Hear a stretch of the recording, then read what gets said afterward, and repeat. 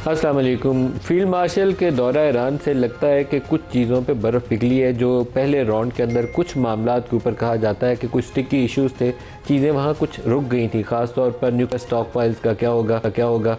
America ने last moment के ऊपर जाकर कहा कि आप बिल्कुल ज़ीरो एनरिचमेंट पे जाएंगे फॉर नेक्स्ट 20 ईयर्स। तो इस पर बात अटक गई क्योंकि सिविल न्यूक्लियर यूज़ के हवाले से ईरान ये चाहता है कि उसको इजाज़त दी जाए। बाकी इश्यूज़ के ऊपर वो फ्लेक्सिबिलिटी दिखाते रहे हैं पहले भी, अभी भी इम्कान यही है कि फ्लेक्सिबिलिटी दिखाएंगे। लेकिन 60% जो अफजूदा यूरेनियम उनके पास मौजूद है 450 किलो के करीब, वो स्टॉक पाइल्स कहाँ जाएंगे, एक वो इशू है। हिजबुल्ला वाला मामला है जिसके ऊपर अभी ताज़ा तरीन ये खबर चल रही है कि मुमकिन तौर पर इसराइल हो सकता है कि आज रात से जंग बंदी की तरफ चले जाए। फिर इसी तरीके से हॉर्मोज़ के ऊपर क्या मुकम्मल कंट्रोल ईरान का होगा, इंटरनेशनल वाटर बेस का जो इंटरनेशनल लॉ यूनाइटेड नेशंस का उसी को फॉलो किया जाएगा, या ईरान को हक हासिल होगा कि किस जहाज़ को गुजरने देना है या किसको रोकना। 2-3 मामलात हैं। फील्ड मार्शल आसिम मुनीर के इस दौरे से फौरी बाद अगली खबर ये आई कि फ़ील्ड मार्शल मुमकिन तौर पर यहाँ से वाशिंगटन जाएंगे।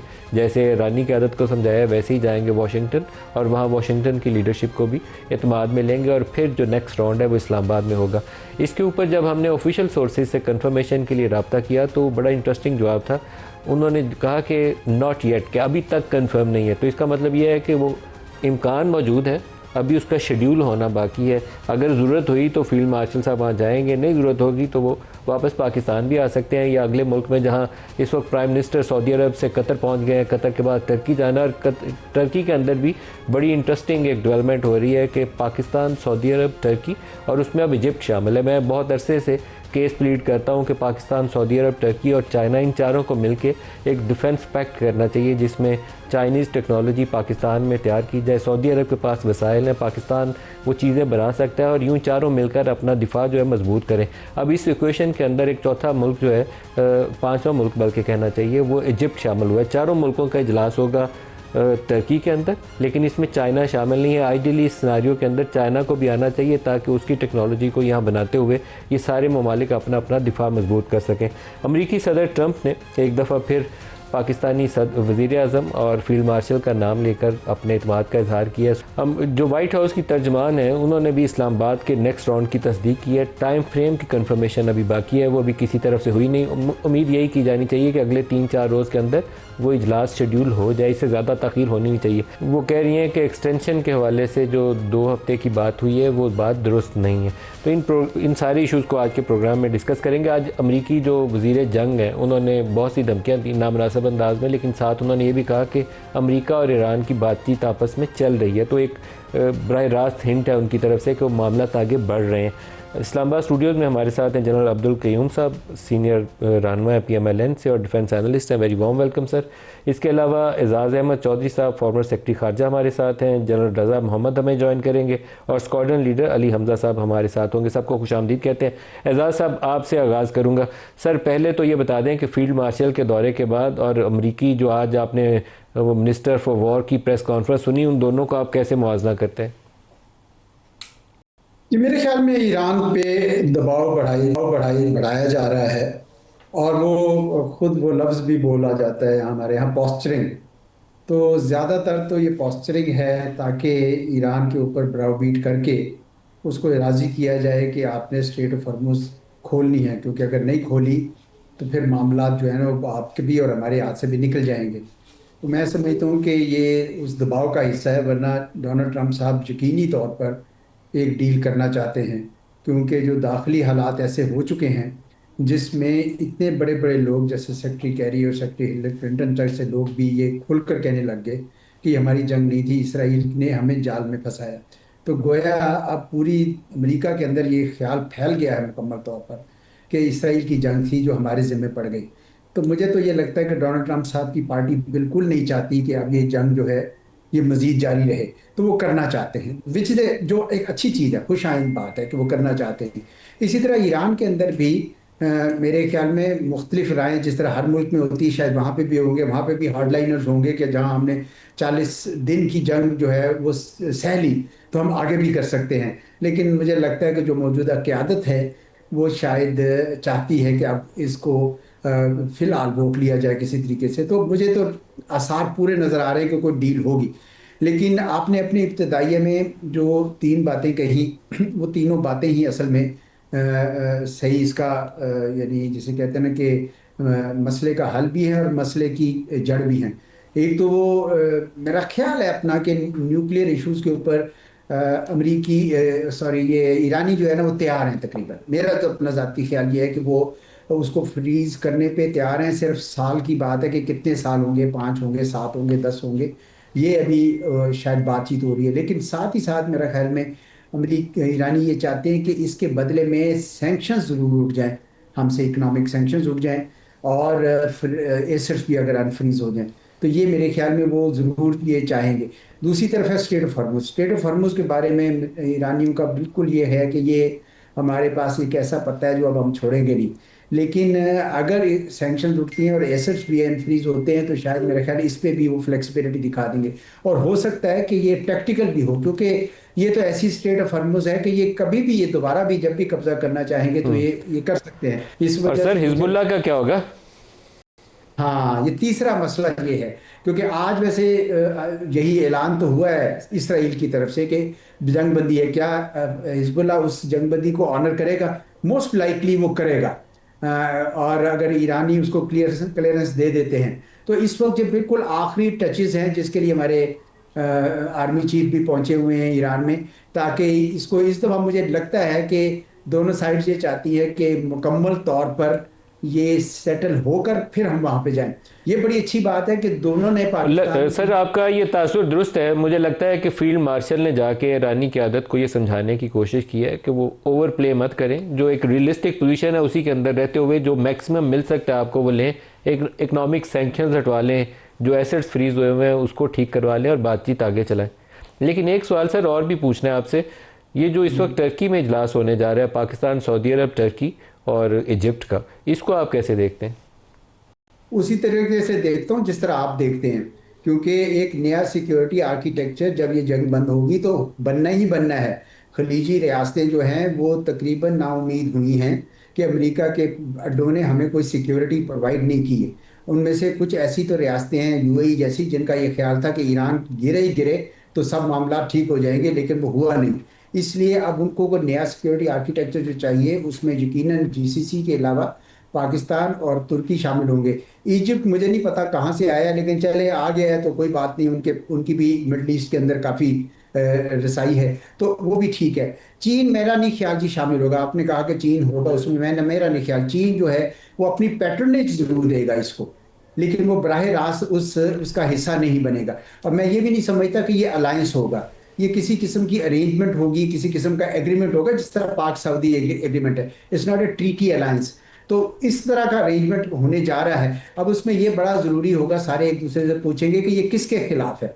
यानी जारियत होगी तो कहाँ से होगी, तो किसके खिलाफ है। तो इसलिए मेरा जो अपना ज़ाती ख्याल ये है कि ये ईरान को शामिल करना पड़ेगा। क्योंकि अगर ये ईरान इसको शामिल ना किया तो इसको पहले ही तासुर दे रहे थे कि ये सुन्नी इत्तेहाद बनने जा रहा है, जबकि ये बिल्कुल सुन्नी इत्तेहाद नहीं है। इसलिए मेरे ख्याल में ईरान को शामिल करना होगा, क्योंकि ईरान को शामिल किए बगैर खलीजी रियासतें कभी भी महफूज नहीं रहेंगी। और इसकी बुनियाद वही होगी जो चीन ने ग्लोबल सिक्योरिटी इनिशिएटिव में कहा हुआ है ना अपना, कि भाई इंडिविजिबल सिक्योरिटी यानी कलेक्टिव सिक्योरिटी, कॉमन सिक्योरिटी। तो आप सबको वो प्रिंसिपल जो है respect of each other sovereignty and territorial integrity, वो उसकी बुनियाद बनाना पड़ेगा। तो मुझे तो बिल्कुल इशारे सारे मिल रहे हैं उस तरफ कि ये सिक्योरिटी अरेंजमेंट बनने जा रही है जी। एजाज अहमद चौधरी साहब, फॉर्मर सेक्रेटरी फॉरेन अफेयर्स, बहुत शुक्रिया आपने हमें ज्वाइन किया। जिन सब ईरान, पाकिस्तान और अमेरिका इस वक्त ये एक तुकोन बनी हुई है जो मुज़ाकराती अमल से किसी पाकिस्तान कोशिश कर रहा है कि इनको इत्तफाक़ राय पे लिया है। आप सोचते हैं कि अगले 2-4 रोज़ के अंदर ये किसी मेज़ पर बैठ जाएंगे दोबारा एग्रीमेंट साइनिंग के लिए? देखिए, मैं समझता हूँ कि इंशाल्लाह ये ज़रूर बैठेंगे, बिकॉज दोनों कंट्रीज़ की नीड है, ईरान की भी और अमेरिका की भी। बिकॉज बोथ दे अंडरस्टैंड कि ना अमेरिका के ना वो फेवर में है, because they have tried their best. They thought कि ये क्विकली हम फिनिश करके, तो जैसे नेतन्याहू ने ब्रीफ किया हुआ है ऐसे हो जाएगा और फिर सब कुछ ठीक होगा। और ईरानियंस ने आउटस्टैंडिंग परफॉर्मेंस देने के बावजूद आफ्टर ऑल उनका बहुत लॉस हुआ है और उन्होंने भी सर्वाइव करना है। तो इन दी लॉन्ग इंटरेस्ट, वो तो वार मोंगरर थे भी नहीं, वो तो विक्टिम थे पहले भी, तो अभी भी वो तो वार नहीं चाहते। तो ये दोनों, अभी इनका जो हमारी मीटिंग पाकिस्तान में हुई है वो एक बहुत एक आउटस्टैंडिंग स्टेप है on behalf of Pakistan. And in addition to that दोनों लीडरशिप्स को भी क्रेडिट जाता है, ईरान की भी और अमेरिकन के, फेस टू फेस बैठ के। और आई थिंक कि जब ये बैठे होंगे तो बहुत सी चीज़ें जो हैं उनके ऊपर जो है स्नो मेल्ट हुई होगी और एक अंडरस्टैंडिंग में इजाफा हुआ है, जिसका इन्होंने इनडायरेक्टली इन्होंने इसका कहा भी है कि हमने ऐसे कर लिया है। तो अभी फंडामेंटली इनके तीनों डिफरेंस हैं, न्यूक्लियर है, स्टेट ऑफ हार्मूज है और लेबनान का इशू है जो कंटेंशन वाली है। इन तीनों में अगर आप वन बाई वन देखें तो आप देखें, पहले न्यूक्लियर को लेते हैं। जब जुलाई 2015 में ओबामा के टाइम के ऊपर ये जो जॉइंट प्लान ऑफ एक्शन, जो comprehensive joint comprehensive plan of action किया था, तो उसमें ये तय हुआ था कि 15 साल तक, एक तो आप 3.67 तक यूरेनियम को करेंगे सिविल न्यूक्लियर यूज, उसके सिविल पर्पसेस के लिए, एंड सेकेंडली 15 साल तक आप इसको कैप रखेंगे और आगे नहीं जाएंगे। आप ये देखें कि अभी 2015 से अभी तक 11 साल तो हो गए, तो अभी ईरानियन कह गए हैं कि अगर आइंदा भी लगाना है तो 5 साल लगा लें, बिकॉज अगर आप वो एक, हमने तो नहीं तोड़ा, आप ही ने तोड़ा था ना, वो आपने वो मुआहदा तोड़ा और 10 साल से ज़्यादा तो हो गया उसके ऊपर, तो आप हमें, और उस वक्त हमारी सैंक्शन भी हटा दी गई थी, फिर आपने हमें सैंक्शंस भी लगाई, हमें लिताड़ा भी। तो एक तो ये है कि आई थिंक इनको भी कंसिडर करना चाहिए कि 20 साल का कैप ना लगाएं, 5 साल का अगर वो एग्री कर रहे हैं। इंटरनेशनल लॉ में सिविल यूज जो है न्यूक्लियर का, वो उसकी इजाजत है, वो ईरान को इजाजत रहनी चाहिए। वो तो इजाजत रहनी चाहिए, लेकिन उन्होंने कहा था ना कि यहाँ तक कैप रखे। वो कह रहे हैं जीरो, लास्ट मोमेंट पे जहाँ ब्रेक लगी है, ये इस्लामाबाद में इस पे लगी है कि वो उनको कहीं से फोन कॉल आ गई जेडी वैंस साहब को, उन्होंने कहा बिल्कुल ही जीरो होगी एनरिचमेंट, उसके ऊपर फिर तो ये ज्यादती है ना। मेरा मतलब है कि आप एक बैनुल अक़वामी लॉ है जिसमें सब कंट्रीज को इजाज़त है, और फिर आप ये यकतरफा तौर पे, चूँकि मैंने उनके डिफेंस सेक्रेटरी को, अमेरिकन को, ये भी सुना कि नहीं, हम उनको भी नहीं, वाइस प्रेसिडेंट कह रहे थे उनका कि जी हम ये चाहते हैं कि ईरानियन ने भी कहा कि हम एक नॉर्मल कंट्री की तरह ट्रीट किया जाए, तो हम करना चाहते हैं प्रोवाइडेड वो ये करें।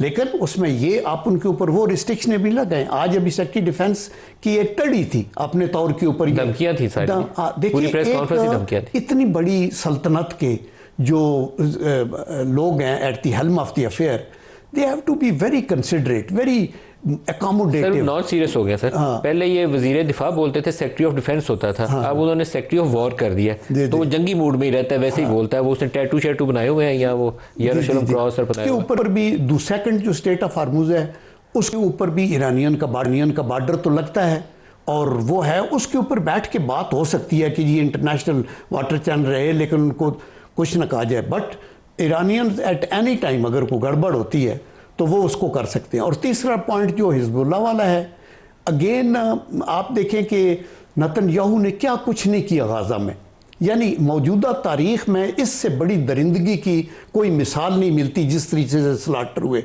बच्चे भी और बूढ़े भी सब। अभी आप सदरन उसके ऊपर लेबनान के ऊपर चढ़ाई कर रहे हैं, उससे पहले आप सीरिया का किया, लिबिया का किया, इनके साथ मिलके, और आपने सब कुछ किया, इंडिया की मदद की पाकिस्तान पे अटैक करने के लिए। तो आप उसको कौन सा वो सेन एलिमेंट है, वो तो मतलब वार मोंगरर है, और उसकी बात मान के तो आप ये कहते उधर जाते नहीं, उधर भी सीज फायर होनी चाहिए, और वहाँ भी गाज़ा का भी जो उन्होंने जुल्म किया उनको भी कंपनसेशन मिलनी चाहिए, और सदरन लेबनान में भी। और लास्ट पॉइंट जो आपने बड़ा अच्छा कहा, मेरे ख्याल में ये मुस्लिम दुनिया को इकट्ठा होना पड़ेगा। सर उसकी तरफ आता हूँ, पहले अली हमजा साहब से इस पे बात कर लें। अली हमजा साहब, इस वक्त जो ये हमने पाकिस्तान और ईरान वाला मामला तो डिस्कस किया है, लेकिन पोस्ट ईरान वॉर लगता यह है कि पूरा ये खिता एक तब्दीली की तरफ जाएगा, नई अलाइनमेंट होगी। पाकिस्तान से एन इस जंग के दौरान किंग अब्दुल अजीज़ एयर बेस के ऊपर दस्ता भी पाकिस्तानी फ़ौज का पहुंचा है, एयरफोर्स के जहाज़ भी पहुंचे हैं। तो आप क्या सोचते हैं कि ये जो नई रीजनल अलाइनमेंट है, पाकिस्तान, सऊदी अरब, टर्की, ये मिल के कुछ नया ताकतवर ब्लॉक बना सकते हैं? जी बहुत बहुत शुक्रिया। सबसे पहले तो मैं आपका और आपके जो है ना प्रोग्राम में आने पे आपका शुक्रिया अदा करना चाहूँगा। और उसके बाद जो आपने सवाल किया है इस पे, जो मैं क्योंकि पायलट भी हूँ तो हमेशा हम एयर पावर की बात करते हैं, तो कुछ लोग ये भी कहते हैं कि यार आप पायलट्स तो बस हर वक्त फाइटर्स और सारा, लेकिन मैंने इस पे जो भी मैंने अपना IR में भी थोड़ी सी रिसर्च, मेरे उस्ताद हैं सर एजाज और जनरल साहब भी वे सीनियर देन मी। आपका जो क्लाउसेविट्ज़ ने एक बात की थी ना कि war is continuation of politics by other means, तो वो जो अदर मीन्स थे, एक ज़माना था कि लैंड वॉरफेयर होती थी, फिर नेवी आ गई। अभी अगर आप देखें 2019 में जो ऑपरेशन स्विफ्ट रिटॉर्ट हुआ, पहले बालाकोट स्ट्राइक की इंडिया ने, 2025 में ऑपरेशन सिंदूर देख लें, थाईलैंड और कंबोडिया का देख लें कि उनके दरमियान एक हुआ तो वहाँ से थाईलैंड की एयरफोर्स के F-16 और गए, ग्रिपेंस गए।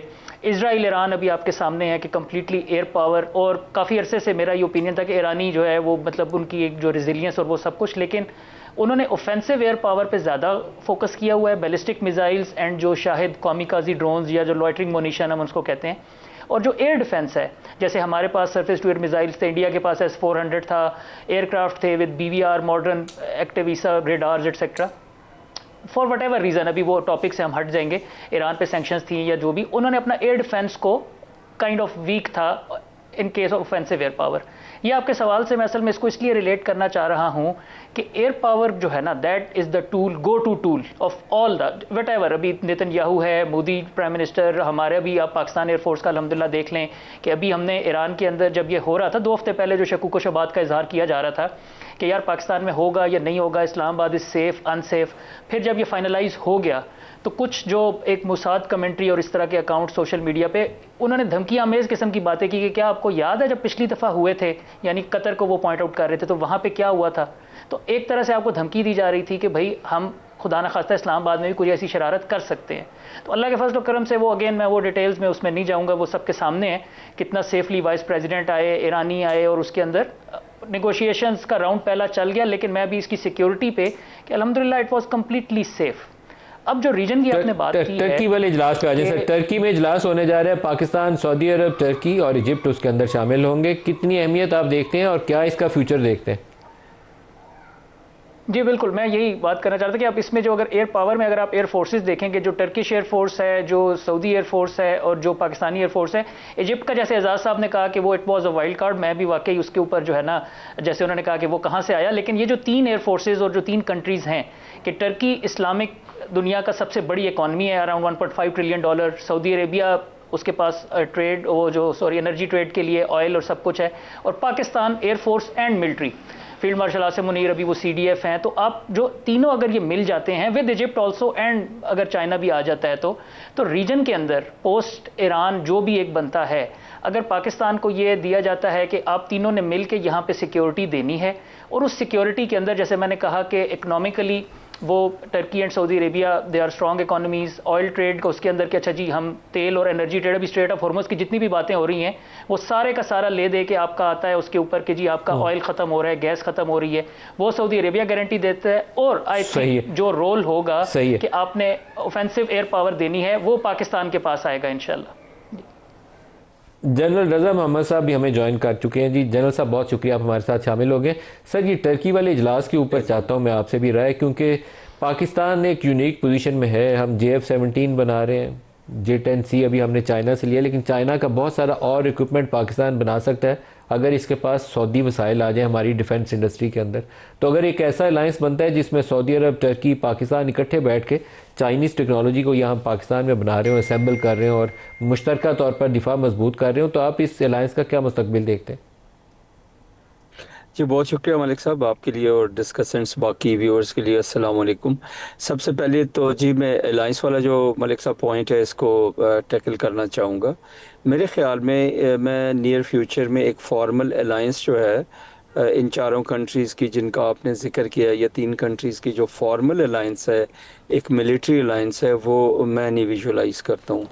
मेरे ख़्याल में हमारा जो सऊदी अरेबिया का एक स्ट्रेटेजिक डिफेंस एग्रीमेंट है वो अभी फॉर्मल हुआ है। बहुत अरसे से हम इनफॉर्मली 50s की दहाई से जो है हम लोग इकट्ठे हैं, और पाकिस्तान ने बहुत पहले भी अफवाज भेजी थी 80s में, और मैं ख़ुद भी वहाँ पे रहा हूँ यूनिफॉर्म में उनकी आर्मी में, तो पाकिस्तान हमेशा उनके साथ खड़ा रहा है। अभी आते हैं दूसरा पॉइंट जो आपका मिसाइल्स वगैरह और वेपनरी की बात की है आपने चाइना की। ऑफ कोर्स चाइना जो है एक बहुत ही एडवांस्ड कंट्री बन गया है वेपनरी में, टेक्नोलॉजी में, AI में, इवन अभी आप बात करें तो स्पेस में, एयर में, वाटर्स में और बिलो द ओशंस में। तो वो तो हमेशा जो है हमारे साथ खड़ा रहा है। और ऑल दोज कंट्रीज़ जिनको वेस्ट जो है वो डिनाई करता है असला की परचेजेस, जैसे पाकिस्तान है, तो उसके लिए एक ही एवेन्यू रह जाता है और अच्छा एवेन्यू वो चाइना रहता है। हमें तो जो है टर्की से भी मदद मिलती रही है, हमारी उनके साथ डिफेंस के रिलेशंस रहे हैं, और चाइना के साथ भी पुराने रिलेशनशिप हमारे अमेरिका के साथ थे, जो अप एंड डाउन का शिकार होते रहे। अभी रिसेंटली मैंने कुछ सुना था कि शायद दोबारा F-16 के कुछ स्पेयर्स की बात हो रही थी, बट बेसिकली स्पीकिंग कि हमारा एक ही सोर्स है रिलायबल, और वो सोर्स है चाइना। और आई थिंक वही सोर्स जो है वो हेल्पफुल होगा जब पाकिस्तान जो है सऊदी अरेबिया के साथ खड़ा होगा। तो उसमें दूसरी चीज़ जो मैं कहना चाहूँगा, सऊदी अरेबिया के पास बहुत सारा वेस्टर्न इक्विपमेंट है, कोई एयर में हो, नेवी में हो, ग्राउंड में हो। हमने देखा हुआ है फ्रेंच भी है, अमेरिकन भी है, ब्रिट भी है, बहुत सारी कंट्रीज़ का उनके पास इक्विपमेंट है, स्विस भी है। तो वो जब पाकिस्तान हैंड्स ऑन उनके ऊपर ट्रेनिंग कर लेगा तो पाकिस्तान वो भी यूज़ कर सकेगा, या दोनों मिलिट्रीज जो हैं मिलके यूज़ कर सकेंगी, एक्सरसाइज कर सकेंगी। और पाकिस्तान की आर्मी जब वहाँ पे थी तो पहले भी इन वेपन्स को यूज़ करती रही है। तो ये एक मिक्स एंड मैच होगा वेस्टर्न एंड ईस्टर्न टेक्नोलॉजी का। और पाकिस्तान की अफवाज जो है अल्हम्दुलिल्लाह जैसे हमने पहले देख ही लिया कि it is not the equipment, it is the man behind the gun, या माइंड्स और ट्रेनिंग है। तो आई एम श्योर इंशाल्लाह ये कॉम्बिनेशन बड़ा अच्छा होगा। बट एक फॉर्मल मिलिट्री एक ब्रेक ले लें, ब्रेक करीब आ गई है। ब्रेक से क्यूम साहब से भी इस अलायंस का कोई फ्यूचर है या नहीं है, क्योंकि दो राय हमारे पास आई, एक एजाज साहब की और एक जनरल रजा साहब की। ब्रेक ले लें, ब्रेक से वापसी पे जनरल क्यूम साहब से भी पूछेंगे। हमारे साथ रहिए।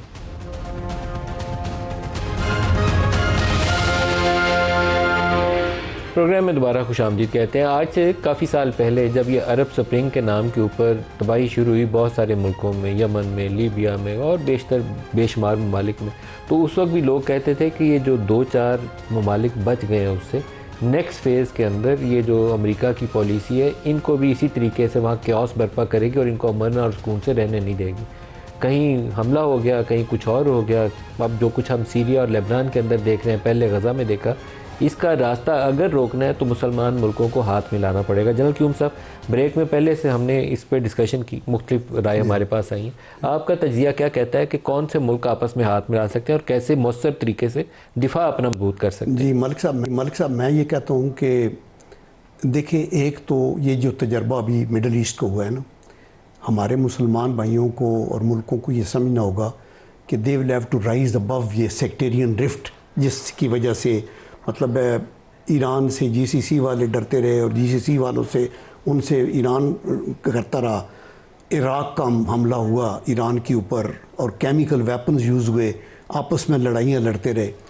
और सऊदी अरेबिया और ईरान का मसला बड़ा सीरियस रहा, उसका बैटल ग्राउंड पाकिस्तान भी बनता रहा। ईरान इराक वॉर में अमेरिका इराक के साथ था, अमेरिका कुवैत के ऊपर हमला हुआ तो उसके साथ मिलकर उन्होंने इराक को तबाह कर दिया। हाँ, उसके तो अमेरिका अपने अज़ाइम के लिए कुछ भी कर सकता है। तो मैं ये कहता हूँ कि हमें अपने मफादात देखना होगा।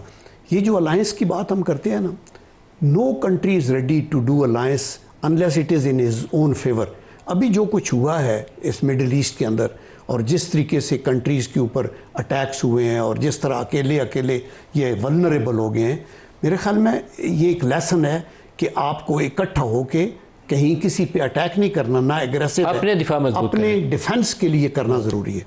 उस अलायंस में जो मुस्लिम दुनिया के पोटेंट ममालिक हैं ना, उनमें टर्की है, पाकिस्तान है, उसमें इजिप्ट भी है। उसका जो डिफेंस पोटेंशियल है, चूँकि मैं डिफेंस प्रोडक्शन को स्टडी करता रहा, मैंने विज़िट भी किया इजिप्ट के उनको, वो है।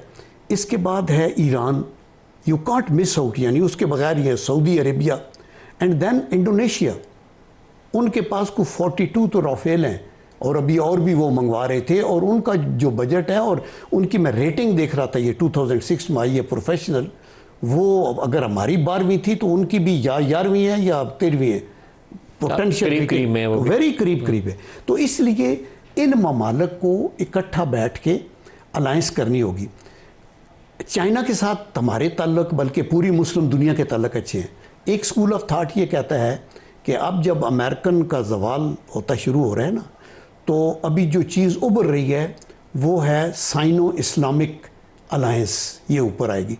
चूँकि चाइना मदद करता है, अलायंस का हिस्सा हो या ना हो, लेकिन वो एक उसकी छतरी है। और जितने अरब ममालिक भी हैं, इनमें वन बेल्ट वन रोड के हिसाब से जो बहुत से कॉरिडोर्स बने हैं, इनको बहुत मदद दी है और इनके साथ सारों से अच्छे ताल्लुकात हैं। मसलन ईरान से वो तेल मंगाते रहे, सऊदी अरेबिया के साथ बड़े अच्छे तरह। ईरान में $400 बिलियन की इन्वेस्टमेंट का चाइनीज़ ने अनाउंस किया हुआ था, आपको याद होगा कि ये जो पीछे उनका वो प्लान था। इसी तरह उनका इम्पैक्ट होगा। तो ये अभी ये अलायंस बननी ज़रूरी है मुस्लिम दुनिया की। Turkey is again a very potent army, बड़े अच्छे फाइटर हैं उनके, और एयर फोर्सेस हमारे पास हैं, ये है। और जिस तरह नेटो का है ना, मसलन आप देखिए नेटो का भी अलायंस है, एक नॉर्थ अटलांटिक ट्रीटी। सर उनकी जो क्लॉज 5 है ना, बेसिकली जो नेटो की है, वही क्लॉज 5 पाकिस्तान और सऊदी अरब का एग्रीमेंट है, म्यूचुअल डिफेंस एग्रीमेंट, जो है attack against one, attack against all. ठीक है। तो पाकिस्तान, टर्की और सऊदी अरब नेचुरल इस मामले में अलायंस में एक हिस्सेदार बनते हैं। चीनी मदद के साथ चीज़ें भी बनाएं और एक दूसरे का दिफा भी मजबूत करें। दोनों चीज़ें देखिए, दे मस्ट सी कि इनके इंटरेस्ट में क्या है। ऐसा पैक्ट करना म्यूचुअल डिफेंस का कि एक पे अटैक दूसरे पे होगा, या और उसमें कोई माइल्ड अलायंस ऐसी करना चाहते हैं, क्या करना चाहते हैं? क्योंकि बहुत लॉन्ग बड़े पैमाने पे तो सारों का हो नहीं सकता जैसे वो नेटो का। लेकिन नेटो की उस सेक्शन 5 के बावजूद उन्होंने they refuse to take first time in history, first time उन्होंने रिफ्यूज किया। लेकिन अच्छा, इकट्ठा होना ज़रूरी है। अली हमजा साहब से भी पूछते हैं। अली साहब, जो अभी ईरान वाली, अमेरिका ने और इसराइल ने जो ईरान के ऊपर दूसरी दफ़ा हमला किया, जून में भी किया था, अब भी किया, 2-3 चीज़ें बड़ी आपको वाज़ेह तरीके से नज़र आएंगी। दुनिया की सबसे तगड़ी और सबसे ज़्यादा वसाइल से माला माल आर्मी अमेरिका की है। ना जहाज़ों की एयरफोर्स को कमी है, ना नेवी में कमी है, उनके मोस्ट एडवांस इक्विपमेंट जो है वो उनके पास दस्तयाब है। लेकिन ईरानियों ने जो अंडरग्राउंड टनल्स बनाई हुई थी, उससे, अपने उस शाहिद ड्रोन से और अपने मिज़ाइल से उन्होंने 40 रोज़ सर्वाइव करके बता दिया, और अमेरिकन टारगेट्स जो रीजन में उन्होंने हिट किए, कि उनके पास एक स्ट्रेटजी थी। बिल्कुल एक एयर पावर यहाँ पे खड़ी है, दूसरे की एयरफोर्स नाम की एक चीज़ ही कोई नहीं है ईरान के पास। लेकिन उन्होंने इन 2-3 चीज़ों के साथ उनको सही से चैलेंज दिए रखा है अपने आप को। वो जो दावा था अमेरिका का कि हमने तो मलिया मेट ही कर देना, वो नहीं हुआ। तो we also need to learn lessons, और उसके मुताबिक अपनी स्ट्रेटजीज़ को रद्दबदल करना पड़ेगा। बिल्कुल सही कह रहे हैं आप। लेकिन इसमें ना एक सवाल जो है ना वो बड़ा इम्पॉर्टेंट है कि जो प्राइस उन्होंने पे की, मतलब मैंने जैसे पहले भी कहा था कि जो ईरान की जो रेजिलियंस है नेशन की, 40 दिन उन्होंने सर्वाइव, और जो उन्होंने नुकसान पहुंचाया अमेरिका को, और वो जो $1.1 बिलियन का थार्ड का रडार, और स्ट्रेट ऑफ हॉर्मुज़ की वजह से जो ग्लोबल इकॉनमी डिस्टर्ब हुई।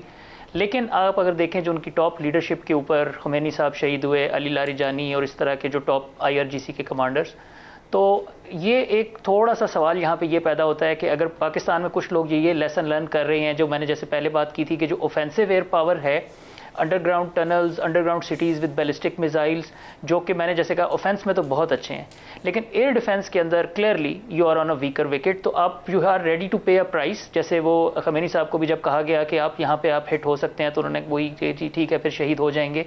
तो एक सवाल पाकिस्तान के लिए कि क्या ऐसा खुदा ना खास्ता अगर कुछ हो जाए, तो आर यू रेडी टू पे दैट प्राइस? अल्लाह ना करे ऐसा हो। लेकिन अली साहब, इसमें एक और लेसन भी था, वो उसको हाईलाइट करना यहाँ ज़रूरी है। आप दोनों एक्सपर्ट हैं, इसके ऊपर रोशनी डाल सकते हैं। जून में भी और अब 28 फरवरी के बाद के हमलों में भी एक बहुत बड़ी जो ईरान के अंदर कमज़ोरी थी, उनके हर गली मोहल्ले के अंदर एक इसराइली जासूस बैठा हुआ है, जिसको ये पता है कि इस एटमी जो साइंटिस्ट है इसने कब निकलना। उनकी गाड़ियों के नीचे उन्होंने बम लगा दिया। आर्मी चीफ ने कहाँ बैठना है, वहाँ उन्होंने उस कमरे को हिट कर दिया। इस्माइल हानिया IRGC के हेडक्वार्टर में किस रूम में बैठे, उसको उन्होंने मिसाइल से जाके मार दिया। तो मेरे ख्याल में ये जो हमारे फ़ोन सुनने की रफ्तार है, आपको कम कर देनी चाहिए, और उन जासूसों को ढूंढने के ऊपर तवज्जो ज़्यादा देनी चाहिए। कोई शक नहीं होगा कि हमारे अंदर भी आके उनके बंदे बैठे हों। वी नीड टू क्लियरली अपना प्लान एक चाकआउट करना चाहिए और उसके ऊपर अमल करना चाहिए। ये बिल्कुल जो अब आपने जो है ना, मेरा ख्याल है कि जो हमने बिल्कुल सही इस मसले की जड़ पकड़ी है कि ईरान ने जो पॉजिटिव चीज़ें दिखाई, जो मैं जैसे बार बार बैलिस्टिक मिसाइल्स और शाहिद ड्रोन्स की बात कर रहा हूँ, उसके अलावा ईरान को जिन वजूहात की वजह से नुकसान हुआ, तो अक्लमंदी ये है कि आप उन गलतियों से सीखें। Whether it is lack of air defence, whether is infiltration by Mossad, और जो भी ईरानियों ने काफ़ी अब हाउस क्लीन कर लिया है। तो पाकिस्तान के लिए इसमें जो लेसन्स हैं, एक तो जैसे मैंने कहा कि मेरे ख्याल में वो पर्सनली कि balance of offensive and defensive air power, हमारे पास पास अल्हम्दुलिल्लाह है वेरी गुड स्ट्रॉन्ग एयरफोर्स। अब पाकिस्तान आर्मी और नेवी भी ड्रोन्स और मल्टी डोमेन ऑपरेशंस की तरफ जा रही है, तो उसमें तो मेरा ख्याल है कि हम काम ठीक कर रहे हैं। जो इंटरनल सिक्योरिटी के इश्यूज़ हैं, हमारा जो TTP और BLA और इसके अंदर जो आपने जिस तरह इन्फिल्ट्रेशन के ऊपर जो पॉइंट आउट किया, I think this is the most important lesson कि कल को खुदा ना खास्ता अल्लाह ना करे कि अगर पाकिस्तान किसी कॉन्फ्लिक्ट में इन्वॉल्व होता है तो वो घर का भेदी लंका ढाई वाला, कि आपकी ऑफेंसिव और डिफेंसिव एयर पावर के साथ साथ जो आपने अंदर अपनी सफाई रखनी है और ऑपरेशनल सिक्योरिटी, फ़ोन पे बातें कम रखना, इंटरनेट के ऊपर सोशल मीडिया के ऊपर आके बातें बताना, तो ये जो है ना मेरा ख्याल है कि इसके ऊपर it's a lesson for all of us from this Iran war also. अच्छा जनरल क्यूम साहब, आपसे भी मैं चाहूँगा इसके ऊपर ज़रूर राय दें आप। हमने अभी रिसेंट पास में देखा था 20-21 लोगों को इंडियन रॉ ने पाकिस्तानी सरजमीन के ऊपर असैसिनेट करवाया। किसी को वो दुबई से बैठ के रिक्रूट करते थे, यहाँ बंदा को वो जाता था और वो टारगेट किलर के तौर पर एक्ट करते हुए बंदे को मार रहता था। हमें उन बंदों को यहाँ से सफाई करनी पड़ेगी, वो रॉ के जासूस हों, मोसाद के जासूस हों, असल तवज्जो उन पर रहनी चाहिए। देखिए फंडामेंटली जंगी हालात में जो बेसिक चीज़ है वो इंटेलिजेंस है और काउंटर इंटेलिजेंस है। और ये एक बहुत बड़ा फेलियर हुआ है ईरान का कि उनकी टॉप लीडरशिप, देखें ना, ऑर्डिनरी बंदे को इधर उधर मार दिया तो वो शायद पॉसिबल होता है कि मुल्कों के अंदर मोल्स होते हैं, हर मुल्क के अंदर होंगे और वो कुछ न कुछ करते रहते हैं, लेकिन मतलब टॉप लीडरशिप को पिन पॉइंट करके और साइंसदानों को मारना, ये जो था ये बहुत ज़्यादा थी। और ये सबक हमारे लिए, जो सबक पूरी है ना दुनिया के लिए, वो एक तो ये है कि जंगों से मसाइल हल नहीं होते। इस जंग के बाद देखें, फर्स्ट वर्ल्ड वार हुई तो लीग ऑफ नेशन बन गई, सेकंड वर्ल्ड वार हुई तो UNO पे बैठ के, अभी भी बैठ के डायलॉग पे बात होगी है। तो एक तो पहला ये है कि जंगों से मसले। नंबर 2 ये है कि आप अपनी सिक्योरिटी को आउटसोर्स नहीं कर सकते।